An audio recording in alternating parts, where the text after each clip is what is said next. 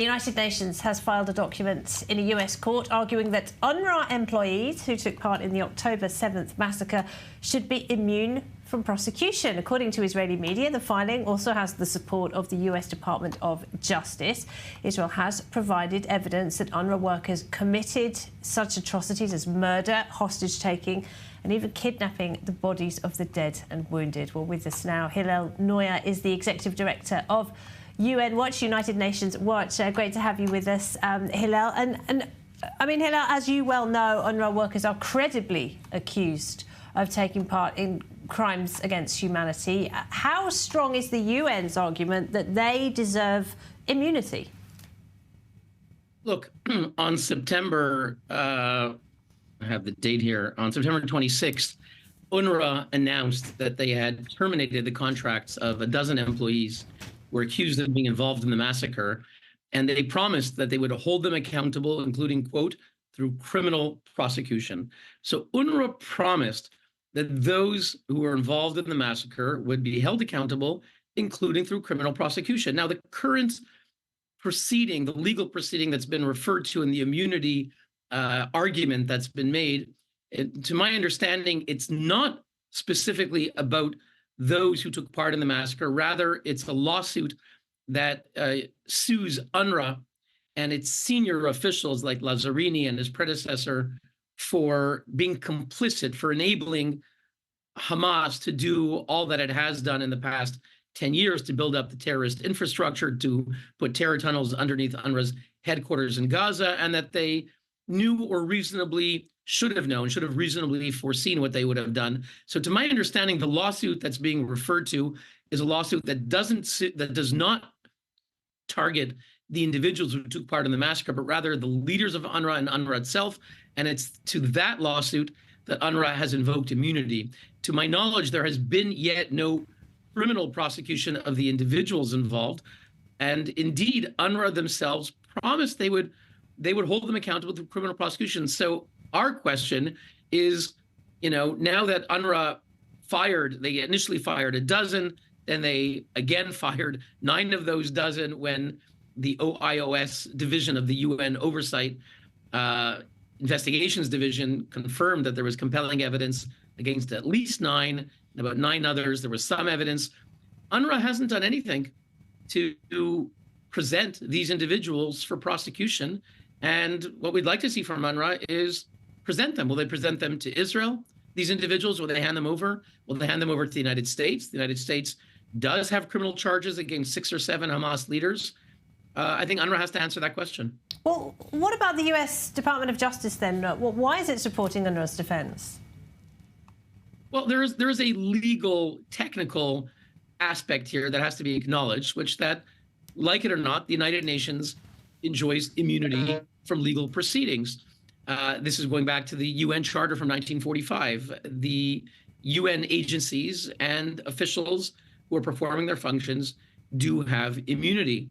And so the US State Department is sort of fulfilling their technical role of passing on the UN's claim of immunity in this particular lawsuit. And you could say that the State Department is doing a technical function of what they would do kind of in all cases. But there is something odd, of course, in that the U.S. Department of Justice just about 10 days ago, about 2 weeks ago, announced criminal charges against 6 or 7 Hamas leaders. One of them is Ali Baraka in Lebanon. He's one of the Hamas leaders of Lebanon, and he's named by the Department of Justice for engaging in these crimes against humanity. One of his close colleagues is Fathi al-Sharif, who is the head of the UNRWA Teachers Union. He's principal of the UNRWA Deir Yassin school outside of Sidon, I think, in Lebanon. And he's head of the UNRWA Teachers Union, Fathi al-Sharif, and appears from all indications to be heavily involved in supporting Hamas terrorism and to be a Hamas official. So should the U.S. government be, on the one hand, dropping criminal charges against Hamas leaders who are very close with UNRWA Teachers Union leaders, and at the same time invoking immunity, certainly there seems to be a disconnect. And again, UNRWA should take the lead and saying anyone involved in terrorism, certainly anyone directly involved in terrorism, should enjoy no immunity, that UNRWA will not invoke immunity and let them be prosecuted in a court of law. And if they're found not guilty, fine. But if they're found guilty, UNRWA shouldn't step in and shield these accused terrorists. And despite these stunning allegations and the extensive proof that there is, several countries who suspended their funding to UNRWA, most of them have now restored it. The US says it is also going to restore funding to UNRWA. Do you think the organisation is just going to continue as it has done in the past, or will it ever face justice for its participation in October 7th? Look, many of the foreign ministries around the world are gaslighting us. There is clear and compelling and voluminous evidence that UNRWA staff, UNRWA teachers have for well over a decade been actively promoting terrorism, glorifying Adolf Hitler, inciting their students and other Palestinians to commit terrorism, and that UNRWA leaders are involved in terrorism. Again, I mentioned Fathi al-Sharif, head of the UNRWA Teachers Union. According to Lebanese media, he's a Hamas terrorist official. Su'ail al-Hindi, leader of the UNRWA Teachers Union in Gaza up until a few years ago, elected member of the Hamas Politburo with Yahya Sinwar, a major figure in the massacre of October 7th. UNRWA is paying his pension. UNRWA never fired him, even when they knew the evidence. They gave him a slap on the wrist, a suspension for just a couple of months. So UNRWA is sending the wrong message. And sadly, the foreign ministries know all of this. We've published this. We've sent it to them. I've testified in Congress 4 times, European Parliament, Dutch Parliament, Swiss Parliament. All the foreign ministries know it. They say that UNRWA is promised to remedy its policies, to change, to reform. It's a complete lie.